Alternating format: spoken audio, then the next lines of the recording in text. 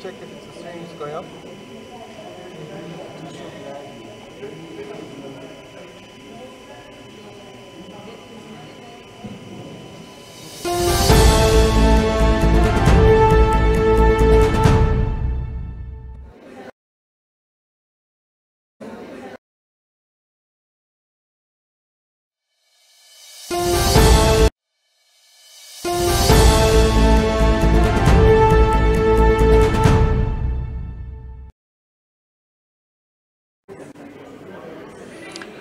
Good morning, my name is Frank Steffen. I'm the editor of Allgemeine Zeitung. We're here in the Commerce Regional Council's main hall, which has been prepared as the main center where we get our press briefings on a daily basis for the COVID-19 virus that has obviously been the major subject of the past few days, if not weeks. So this morning we are here to welcome, for once, Mrs. Magda Mbomba. She's of the Gender Ministry of Gender Equalization, and then the other one is Ministry of Trade. We've got the Deputy Executive Director, Ndita Ngipondoka Robiati.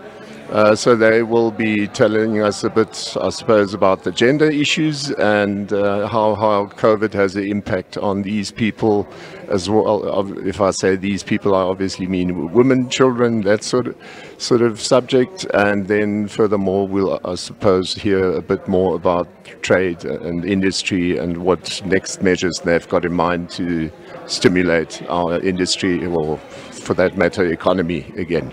Thank you.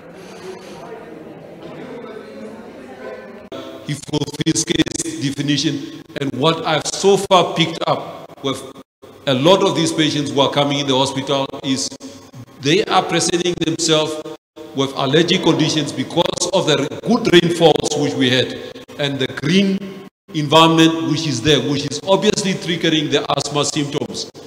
The other side is also we have so far not been having enough test kits, even overseas. The places where these test kits have been produced, they don't have enough to have been in the situation where they could actually test everyone.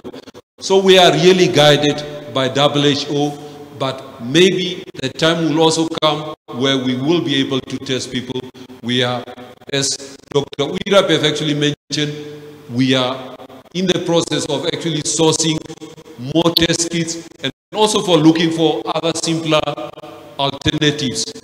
But generally, if you ask me as a clinician, what is my impression? I've also been following this thing for quite a long time.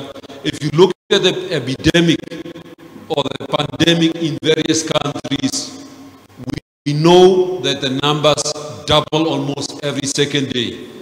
We can talk, I mean, I can gladly talk about that. This is now around about our second week, 14 days since we diagnosed the first cases. And what we have done so far is actually to really contain this condition. Dr. Uirap is actually talking about 200 tests which we have conducted, where we have got around about 14. I think I need to be corrected. If we look at what was done completely in the country, we are talking about around about 260 to 270 tests which have actually been done here in Namibia. And if we look at 14 cases being done on people who had symptoms of COVID, or symptoms which could suggest COVID, then if you look at those 14 individuals compared to the 260, we have done relatively well. We've been able to successfully contain that. Yes, it's been a bit of a discomfort to many people who have actually been put in quarantine isolation units, but it's somehow, to me, proving that this is actually bearing fruit, and what we need to do is actually at all costs try to contain this condition, keep it outside the hospitals. We don't want to get into the hospitals where we see the situation like in the UK or in the US, USA or in Spain, because once he gets into the hospital, then it becomes a bit of a difficult thing. And that's a reason why we are doing what we are doing. Thank you. Thank you very much, Doctor, for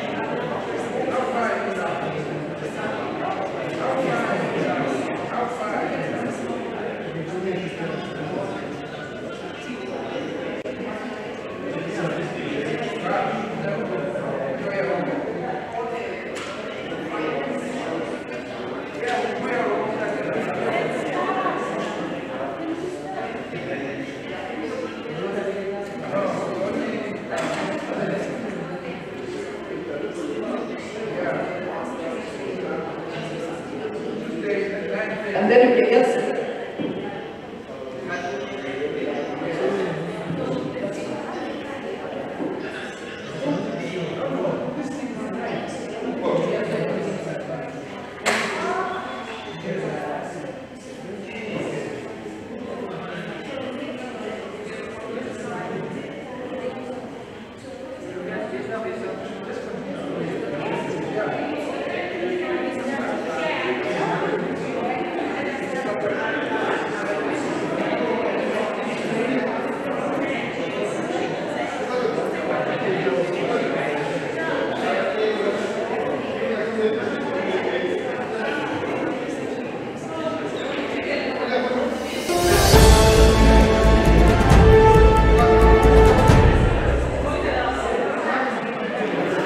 200 that I'm referring to is what NIP has done specifically.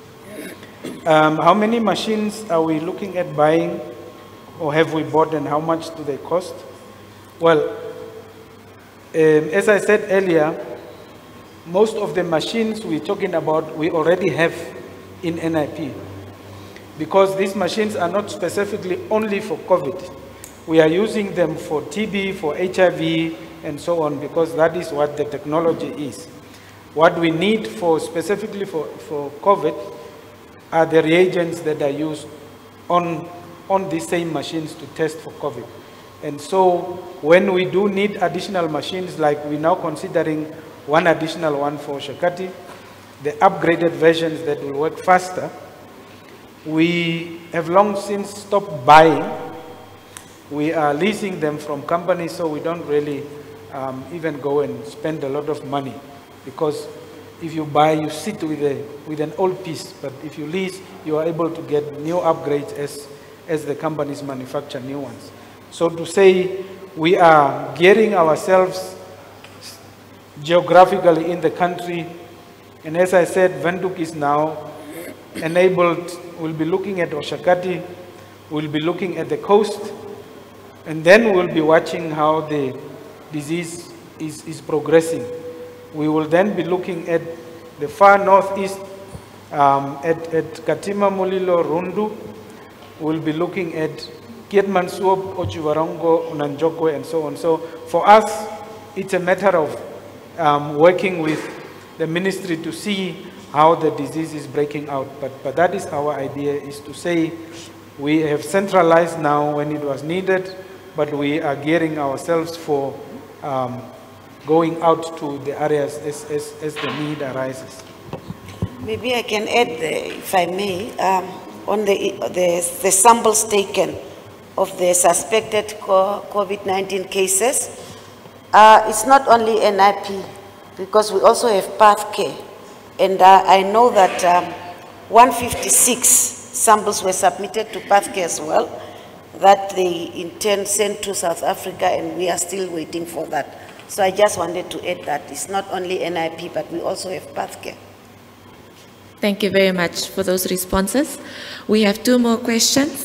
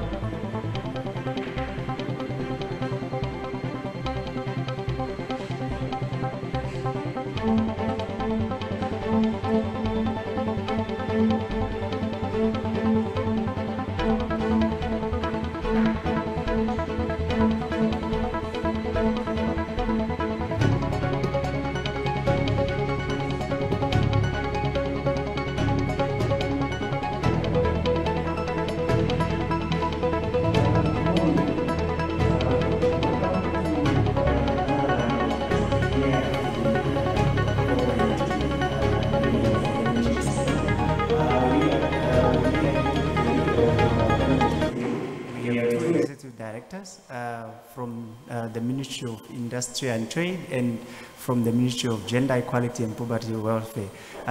Today, I would like to actually comment to our view that this is a live broadcast, and everyone here in the hall today, can you please minimize our movement so that we can actually have a clear sound. My name is Johannes Angola, and then I'll be directing the proceeding for today.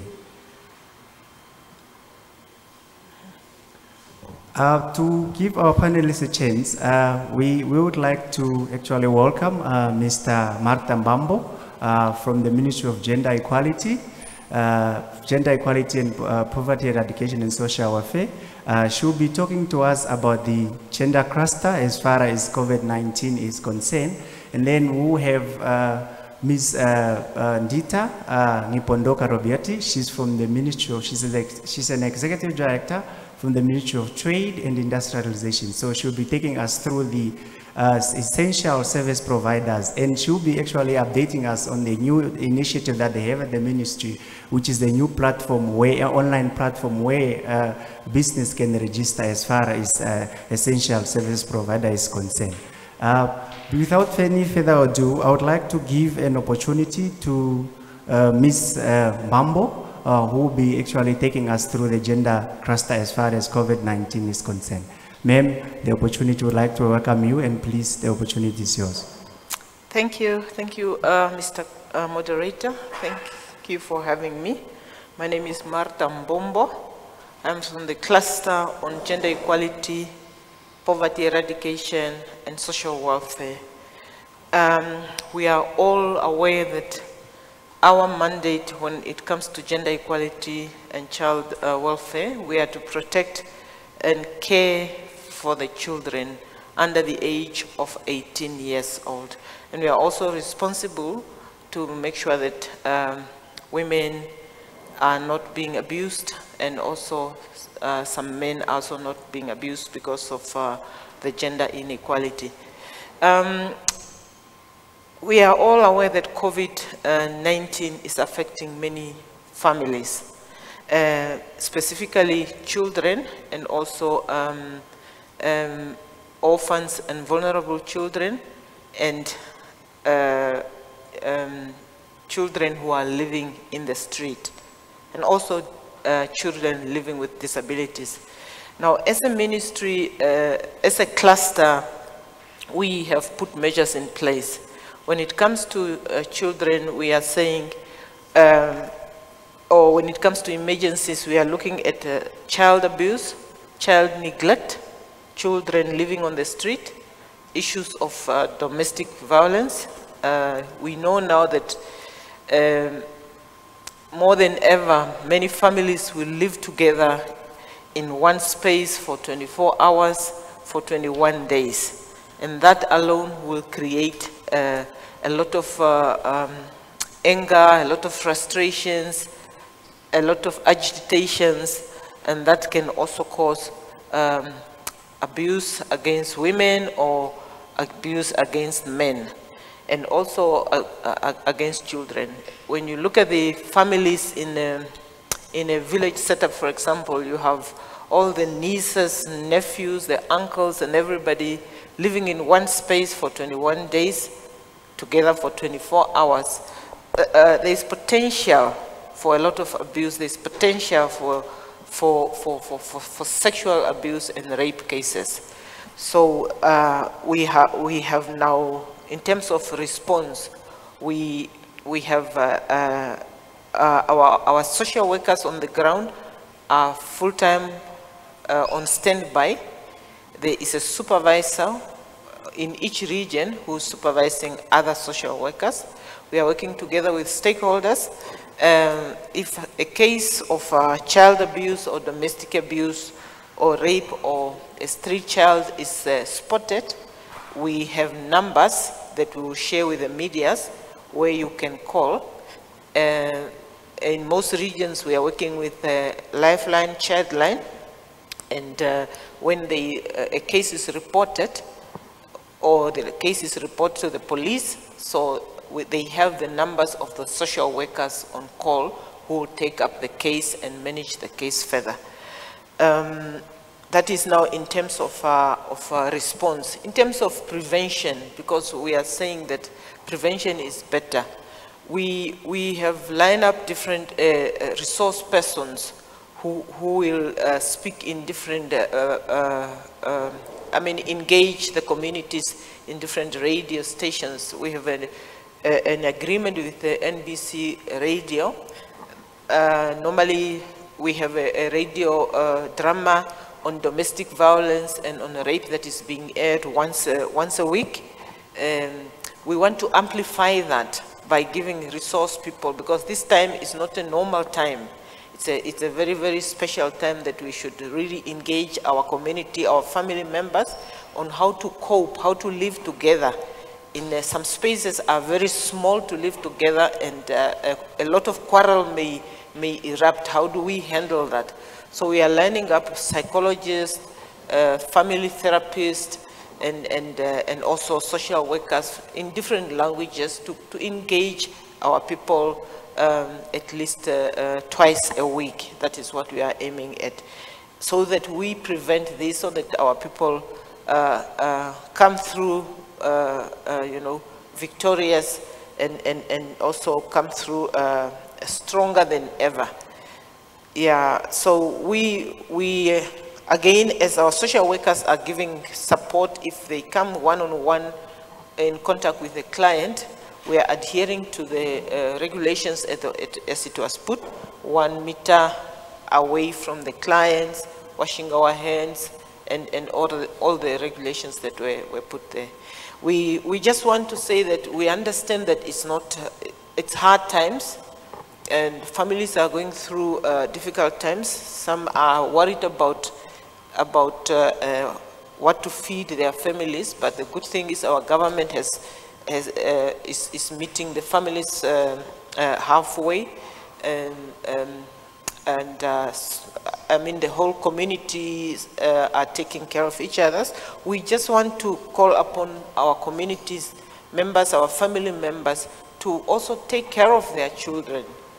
We should take care of the children. We should make sure the children are staying home and safe. Like we are all required to stay home and to stay safe.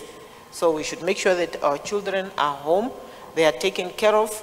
We have cooked for them a meal with whatever we are being supported with. And we should take responsibilities of taking care of the children. The government will do its best where there is a need, but as parents and as caregivers, as families, as communities, we should take care of each other. Families should, it's time to love, to know each other, and to appreciate each other and to love each other. This is not the time of criticizing each other. I think that is a message we want to bring across. Thank you very much, Ms. Bambo. I would just like to remind our audience that we have our answer and question session at the end of the statement. So now is an opportunity to welcome our second guest, Ms. Robiotti. Ms. Robiotti, please, the opportunity is yours to give us your statement. Thank you. Good morning to everybody. And thank you for giving me this opportunity to maybe just highlight and clarify some of the issues that we've been experiencing. I thought that maybe, let me just start off with some background, just so that I can then build on to the portal. So we know that the proclamation number 9, as was published on the 28th of May, it gave, for the state of emergency, it gave a few regulations there. We know that there's an Annex B, which contains Part 1 and Part 2. There's also, very important, there is, the regulation has number 14, and that number 14 is, it talks about directives, and it says that the president may authorize a minister to issue directives for 2 purposes. There's 1 and 2. The first purpose is to either supplement or amplify the provisions of the measure, the regulation, and also to ensure that the objectives of the regulations are met. So that is basically the background where I am coming from. So we have Annex 1, we have Annex B, Part 1 and Part 2. Part 1 is the one that looks at essential services, and that one is very easy. All those essential services that are listed there are as per the labor law. The Labor Act actually lists all of those, ambulance services, etc., etc. And then there's Part B that's looking at now business services. What are those business services, providers of products and services that still need to be able to be maintained during the lockdown? Because remember that we are still going on, we are still eating, we are still moving from A to B. And what are those crucial services that have been identified? So the Ministry of Industrialization, as this minister that has then been designated, has been able to designate those companies that are considered essential or crucial. Right? And the reason why this function, of course, is with our ministry is because we are the custodians of the business operation, either internal or external trade. That falls within the mandate of our Ministry of Industrialization and Trade. And what we have done to actually actualize or operationalize this measure is to develop then a certificate that we issue to the businesses. Initially, from the Saturday when the measure was actually instituted, we were handing out interim paper certificates. But of course, we soon realized that we were all endangering our lives because these papers had to be given to people. We couldn't continue emailing them. And of course, it was posing a health challenge to us as well as to the public. Because remember, we are still working within the provisions of the lockdown. We're still working within the provisions of maintaining safety because this is a health issue that we're trying to resolve. So we came up with an online portal. It's called namessentialsservices.com.na. And when you go to this portal, you then sign up first.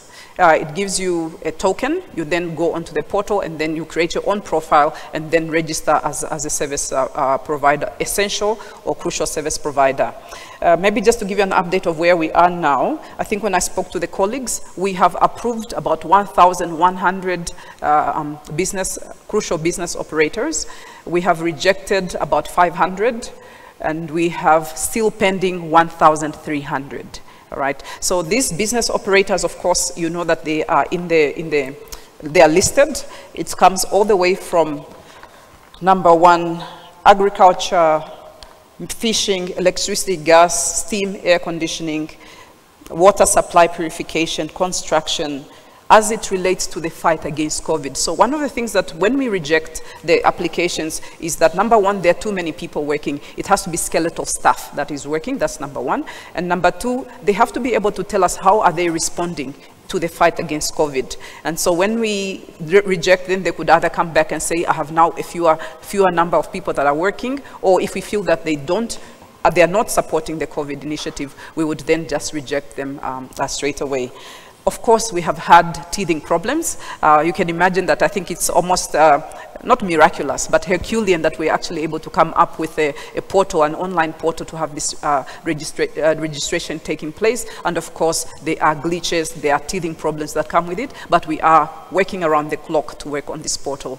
And maybe just before I end my statement, to say that this portal was a good Samaritan that we approached, and they decided to do this for free. So we've had a lot of private sector entities that have come to us, that have offered their services to help us to do what we can do, because ultimately we are all in this together. So really just thank you to all of those that have shown a helping hand to see how we can really move and implement the measure in this state of emergency. I think I'll end there for now and wait for the many questions that will come. Thank you very much, Mr. Obieti. We now move on to another component of our discussion today, which is to give a chance to our journalists that are in the center today to ask any questions to one of our panelists that are here today. Yes, sir?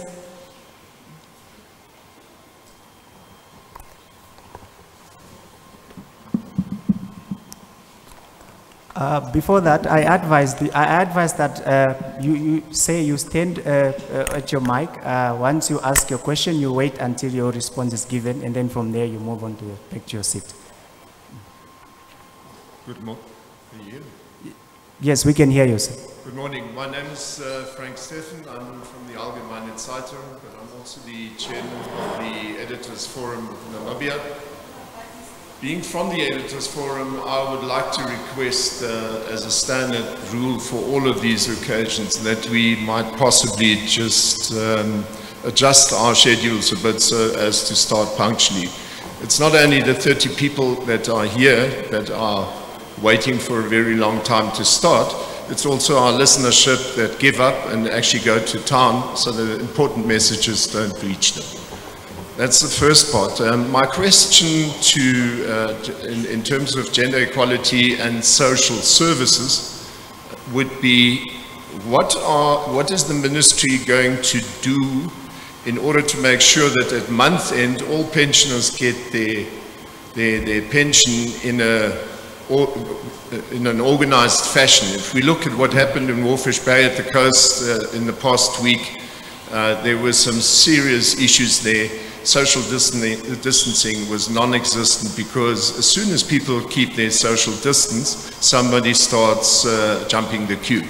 That's the one question. The second question to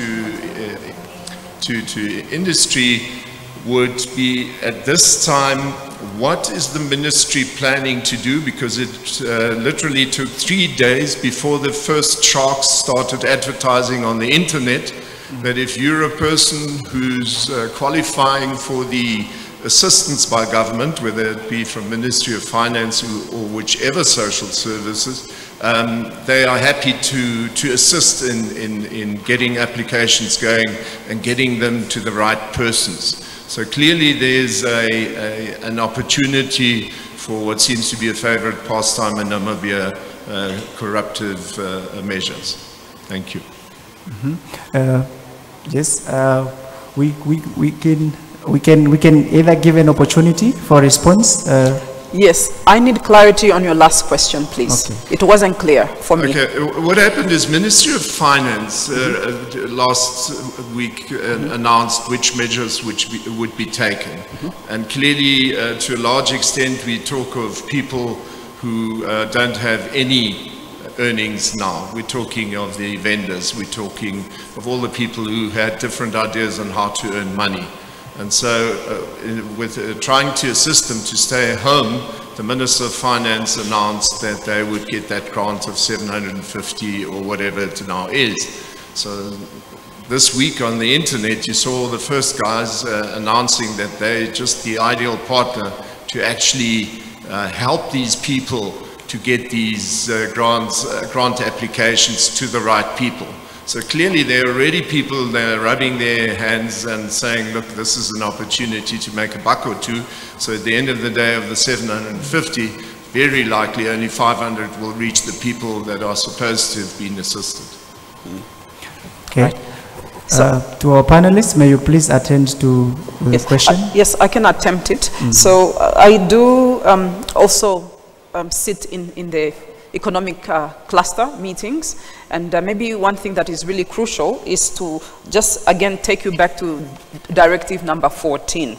So directive number 14 says any directive, okay, issued under this regulation must, number one, be referred to the Attorney General for approval and then published in the Gazette. So whatever it is that you have seen that is going around, it is only enforceable once it has gone through the processes that I have just mentioned to you. And of course, those processes will ensure that what you are saying is actually curtailed or taken care of in those. Whether it's the procurement processes, they'll all be outlined there carefully and properly. I don't think, I think at this point in time, if the government says 750, if that is the amount, that's what's going to go to the beneficiaries. I don't think it will end up with some middlemen. I think we've all learned that, and that is why the proclamations have to be gazetted, and those processes have to be outlined. So that's the quick answer that I can give for now. Thank you. So Ms. Mambo, the opportunity is yours. Thank you. If I may respond to that, is to say that you may appreciate we're a cluster just put together, and I'm responsible for gender equality and child welfare, and that's the area that brought me here. My colleagues will come in with the information when it comes to social services. Thank you. Okay. Thank you very much. May we then give an opportunity to another yes ma'am. You can move to the floor, and then you can be the next one, sir.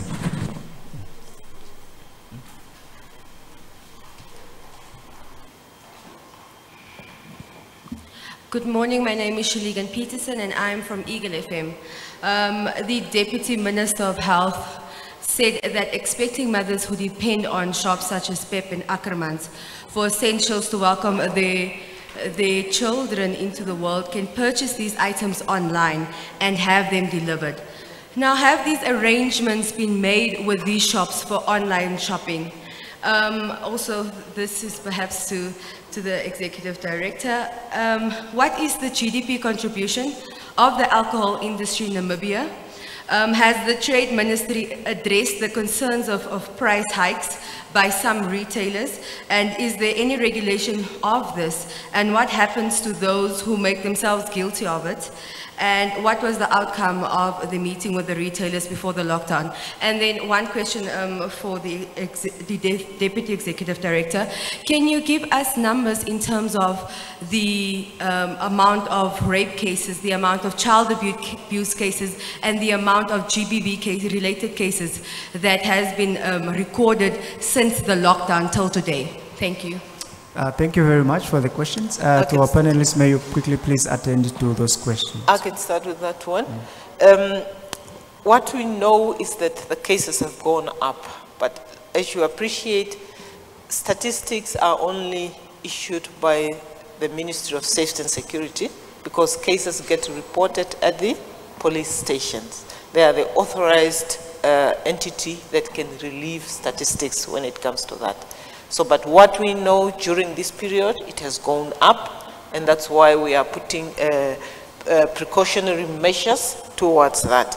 And that's why we also have put procedures for referral that should anybody come across somebody being abused within a family or within the neighborhood, the normal procedure applies to go to the Gender-Based Violence Protection Unit or to call the GBV toll-free number 106. We all know that GBV toll-free number, and they will get referred to the correct procedures. So in other words, statistics only get released by the authorized entity, which is the Ministry of Safety and Security. Thank you very much. Ms. Robiotti. All right, thank you. Yes, I think you've asked me 3 questions, right? Online shopping, alcohol contribution to GDP, and then price hikes and what we're doing about them. All right. So with the online shopping, the case, of course, was raised yesterday that expectant mothers had gone to Pick n Pay and they were told that they couldn't buy the supplies for their babies just before the babies are born. What we have done is we have spoken to Pick n Pay, and we have asked them to please ensure that those products that they are selling, that those products that have been required by mothers are actually essential products. And maybe I just want to give you some details to say, I've talked to you about Directive number 14. What the ministry has done, we have developed guidelines also for retailers, because remember they fall within our mandate and our ambit, all right? And we have developed guidelines for retailers, which of course still have to be gazetted and published, and I can't give you too many details about what's going to be in there because it still needs to be certified. But what we have put in there is, of course, to say that in retail, what you should be able to find there, it should be, I just want to read it carefully for you. It should be products for basic household goods, hygiene goods, goods that we need, food essentials, building and hardware products, from small shops, from supermarkets, from big supermarkets, from small kiosks. These are all retail places that we would expect that a person would be able to go and buy their products. And so we have spoken to Pick n Pay, and they have been able to open up that section that the mothers require. Provisions for online shopping, we've also put them in our guidelines that if there are those companies, because we know that there are already a few, if there are those companies that are able to provide online shopping measures, they should go ahead. It's provided for in the guidelines that we have developed. So that could still take place, but of course it will have its teething problems with it. The guidelines, of course, once they are published, I will then come again and share them with you, and then also provide any clarity that may be needed on those. Contribution of alcohol to GDP, I'm assuming it's because alcohol has been banned for the 21 days for very obvious reason.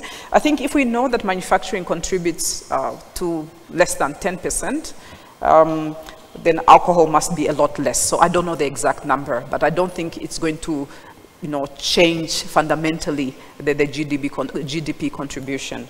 And then the price hikes, that's a very good question. We have a very outdated price control legislation that we are in the process of amending, and probably this has given us some momentum to try to push it as far as possible. However, the Competition Act has provisions for controlling prices. And what we are trying to do there is try to see if through the directives, we can then ask our minister to have the provisions on the durations of the investigations to be relaxed a little bit. So, because you know that the Competition Act has a set number of days in which the investigation can take place. It's quite long at this point in time. So we're asking if our minister can then have a directive to reduce those number of days. And please, to the public, do report to us if you have seen any of these things. I also want to say that you know that most of our manufacturers get their inputs from South Africa, and we are aware that even the inputs from South Africa have been increased. So what we are trying to say is that if you can prove to us that your price hike is not because of your margins, but because of your input cost that you put in there, that we are able to discuss. But of course, there will be opportunists that are going to push up their markups because there is a crucial need. But yes, we do have provisions in place. We are working with the Competitions Commission in that regard.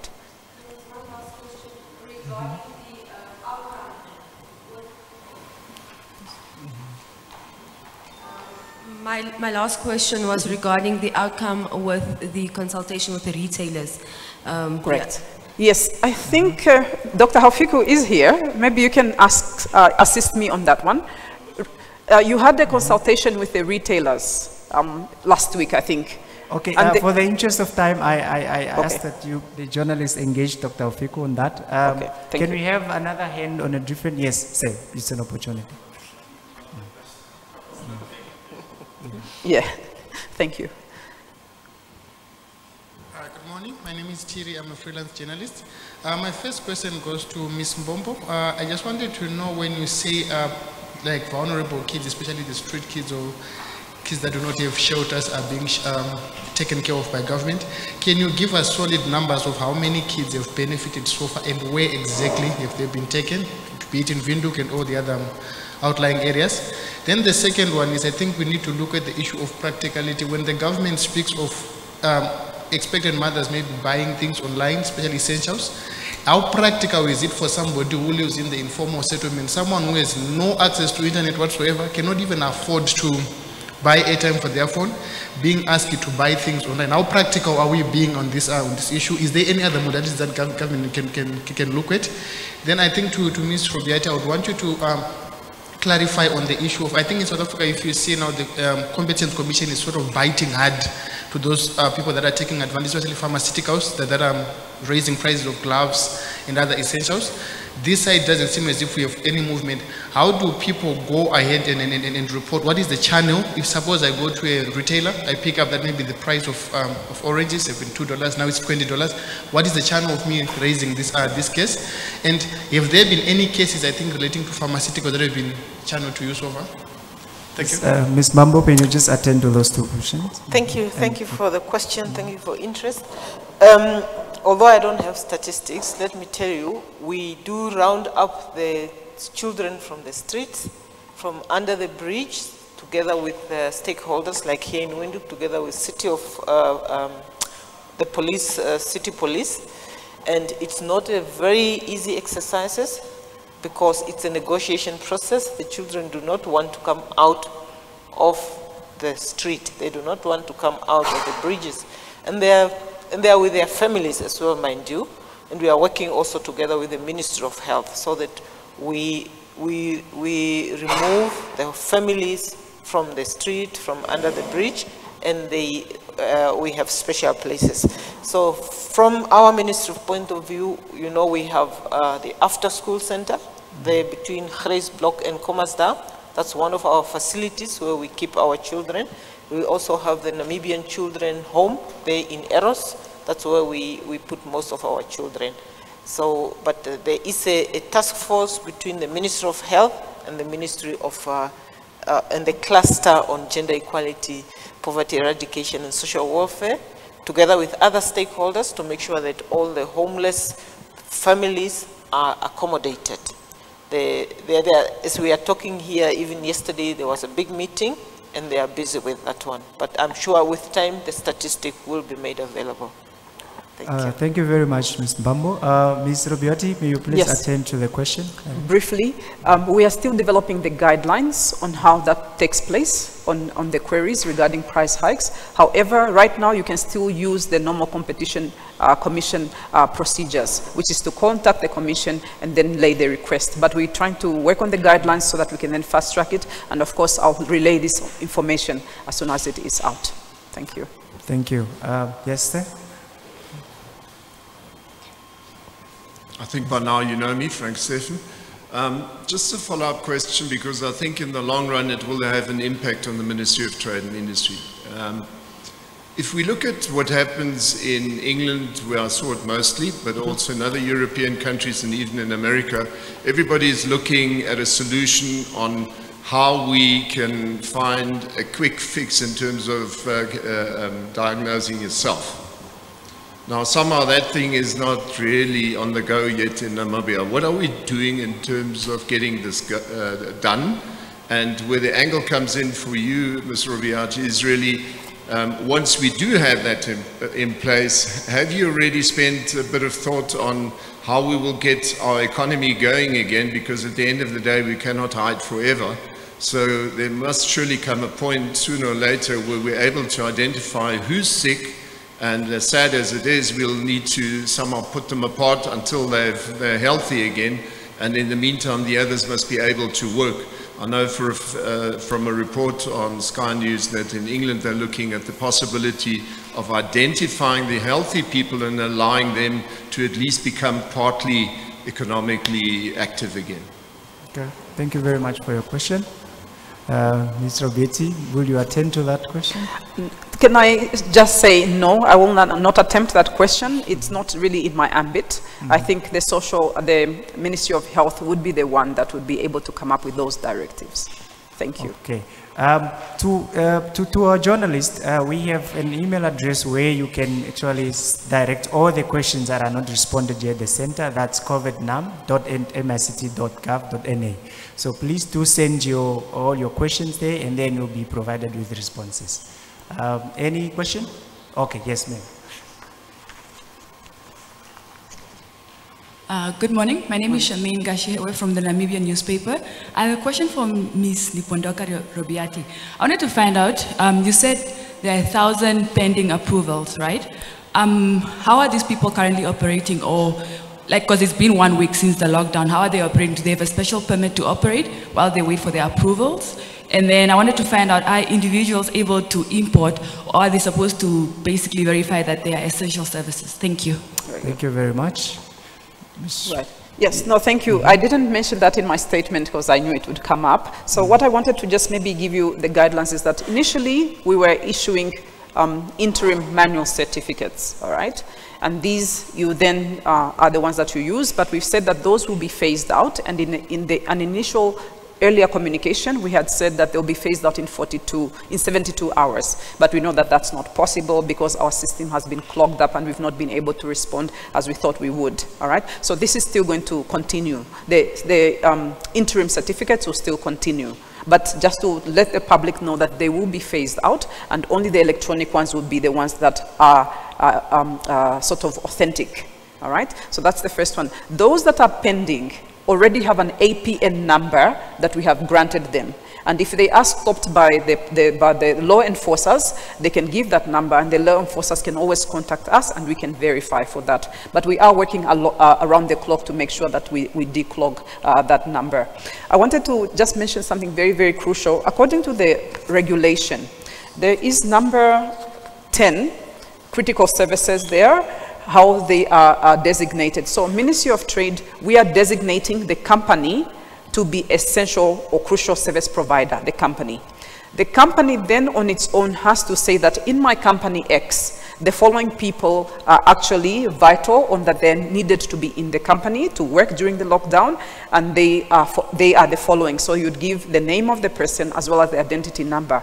When this person is stopped by the law enforcers on the streets, all right, they should be able to have 2 letters or 2 pieces of documentation. The certificate that we have issued, as well as the certificate or the letter that the company has issued. So that would be what is then contained in number 10 of the regulation. So the head of that institution, or as designated, whether it's a state-owned enterprise, a ministry, or any other business operator, has to issue a letter stating that this person, you and I here, I have my letter stating that we are actually essential service providers and that we should be the one, that's why we're actually on the streets and we're not at home. All right. So I thought that would, does that clarify it? All right, thank you. Thank you very much. Any more question from the journalism table? All right, say, you can just have a mic there, just and ask your question. It's not really a question, it's just an issue of clarity. I don't think, Ms. Bombo, you answered the question convincingly on how practical it is for vulnerable mothers.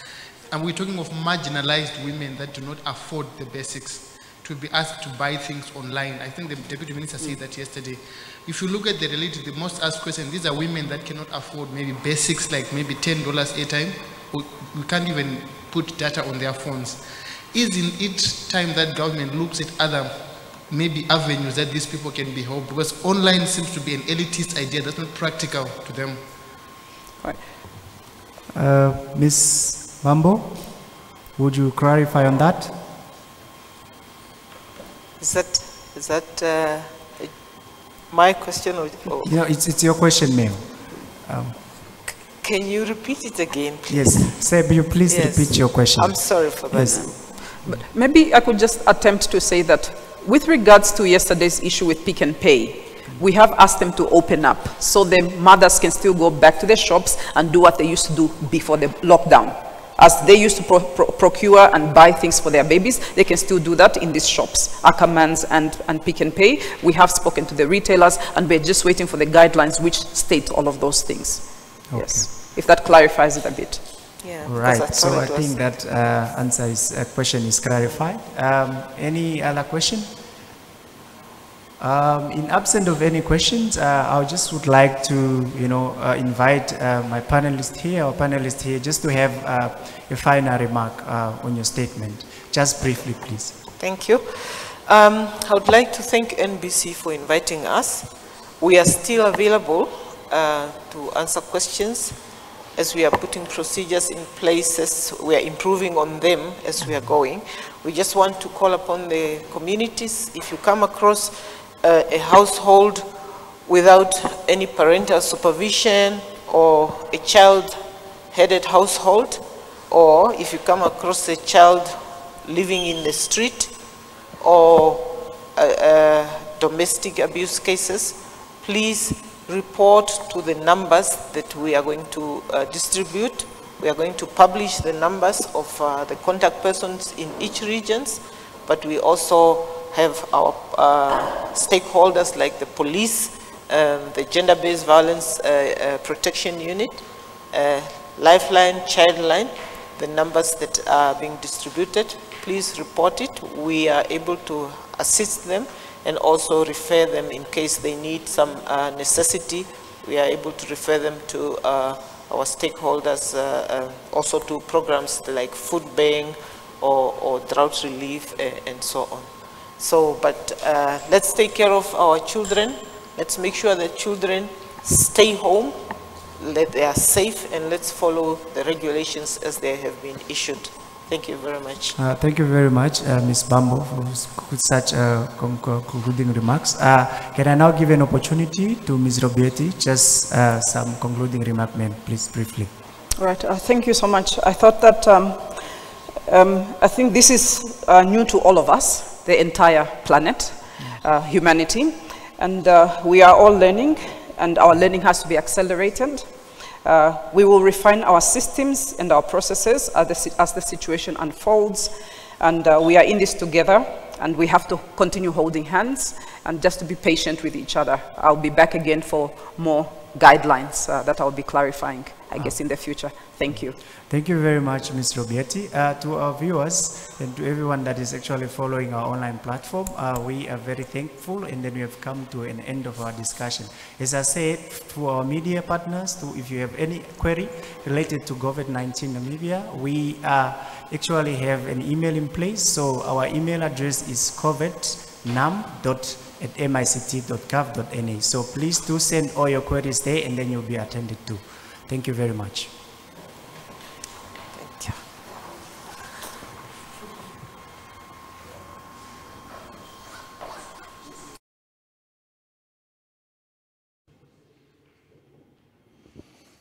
Yes, and that brings us to the end of our broadcast as well. As you can see, we had the Deputy Ministers for Gender Equality and also for Trade and Industry with us. The idea was obviously to give you more clarity on what people can do, what retailers are allowed to do. I think the good news is out there that to a limited extent, some of our customers, or well, we as the public can still buy certain stuff at given times. It's not everything, but you can see there's some relaxation on these rules so as to make it more practical. And then on the other hand, we're still waiting for a lot of answers. I think what happens often is that these officials come here and they obviously don't have all the answers ready for us at that given time. So let's see where it brings us. We'll repeat these questions on the internet mail and take it from there. Have a nice Saturday afternoon.